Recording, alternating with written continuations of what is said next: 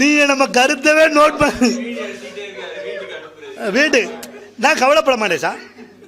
நம்ம எதுக்குமே பூராமே விட்டுட்டோம். வெக்கமான ரோசம் சூடு சோரனை பூராமே விட்டுட்டு தான் குடும்பம் நடத்துறோம். நீங்கள் ரோசப்பட்டவெல்லாம் வீட்டில் வாழ முடியுமா சார்? என்னெல்லாம் என்ன எப்படி பெரிய வார்த்தை இல்லை சார். நீங்கள் என்னத்தை போட்டு விட்டாங்க, அதை ஃபேஸ்புக்கில் போட்டு போகிறாங்க டெம்பிள் சிட்டி குமார் மாதிரி. ஆமாங்க, அதை வேற போட்டு கைலாவில் பேசுவாங்க. அதெல்லாம் வேணாம் சார். பாவம் அவரை நேற்று ஒரு காமெடி பார்த்தேன் சார் ஃபேஸ்புக்கில்.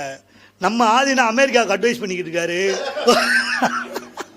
ஜோ பைடனுக்கு இவர் விட்டு கொடுக்கணும்னு இவர் சொல்றாரு. முதல்ல நீங்க உங்க சமாச்சாரத்தை பாருங்க. சில பேர் அப்படி இருக்காங்க சார். சில பேர் மேடை பேச்சு பேச பார்த்துருக்கீங்களா? 10 ரூபா வாங்குவேன், 10 ரூபா தான் தருவாங்க. அந்த அமெரிக்கா ஜனாதிபதியை பார்த்து ஒரு கேள்வி கேட்கிறேன் அப்படின்னு முதல் பொட்டாட்டி சொல்றதை கேள்றா. நீங்க சில நீங்க பேச கேட்டிருக்கீங்களா? அரசியல் பேசுறத அந்த பிரதமர் தைரியம் இருந்தால் என் கேள்விக்கு பதில் சொல்லட்டேன். ஆமாடா, அவருக்கு வேற வேலையே இல்லையா? இந்த முதலமைச்சர் சரியான ஆளாக இருந்தால் என் கேள்விக்கு பதில் சொல்லிட்டான், வேற வேலையே இல்லைடா அவருக்கு. இப்படிதான் நிறைய பேர் மேடையில் பேசுறது. அவர் பேச சொல்லிட்டார், ஒருத்தன் மைக்க பிடிச்சிட்டான் இருங்க, அவர் பேச கேட்டு சிரிப்போம். பேசு. ஆமா டென்ஷன். ஆமா, அது வாய் வார்த்தை வரவே இல்லை பாருங்க. சில பேர்ல அந்த கல்யாணம் பண்ணுறதுக்கு முன்னாடி ஃபோன் வாங்கி கொடுத்தாங்க. இப்போலாம் கல்யாணத்துக்கு முன்னாடியே ஃபோன் வாங்கி கொடுத்துட்றாங்க. ஃபஸ்ட்டு கிஃப்டே 20,000 ரூபா. அதோட அவன் கடன்பட்டு வந்தான். ஃபஸ்ட்டு கிஃப்ட் 20,000 ரூபா ஃபோனை கொடுத்து காலையிலேருந்து பேசுறது. அவங்க பேச பாருங்களேன். நீங்கள் நமக்கெல்லாம் அந்த வாய்ப்பு இல்லை. இங்கே இருக்க ஜென்ரேஷனுக்கு தான் இருக்குது. காலையில் ஃபோன் பண்ணேன், ஹலோ சொல்லுங்க, என்ன சாப்பிட்டீங்க? பழைய கஞ்சி குடிச்சிருப்பான். எங்கள் வீட்டில் பூரி. அட பிச்சைக்காரனா, கஞ்சி தானே குடித்தேன். ஒன்று அவன் நீங்கள் என்ன சாப்பிட்டீங்க? அவள் இடியப்பம் தான் இருப்பான். எங்கள் வீட்டில் நூடுல்ஸ், ஃப்ரைடு நூடுல்ஸ். இப்படியே பேசிக்கிட்டே வருவாங்க. ராத்திரி 10 மணிக்கு ஆரம்பிப்பாங்க.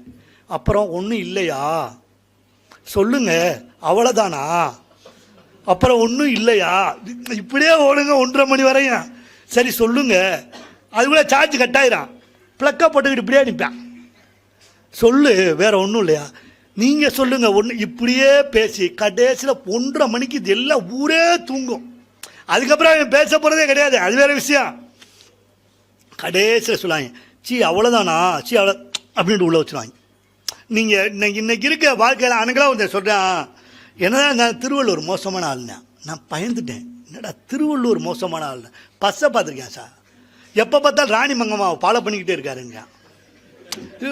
அவங்க பேர் அன்னைக்கு சொல்ல திருவள்ளுவர் இடிச்ச இடியில் மங்கம்மா மல்லாந்துருச்சுட்டாங்க.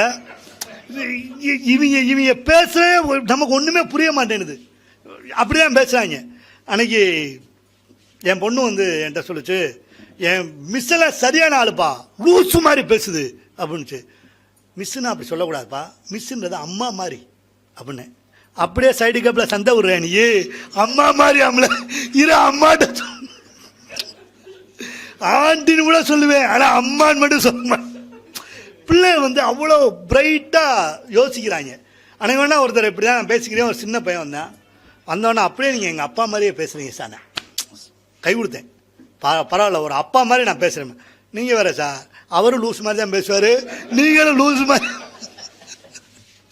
அப்பாவை நம்ம அப்படிதான் வச்சுருக்கோம்.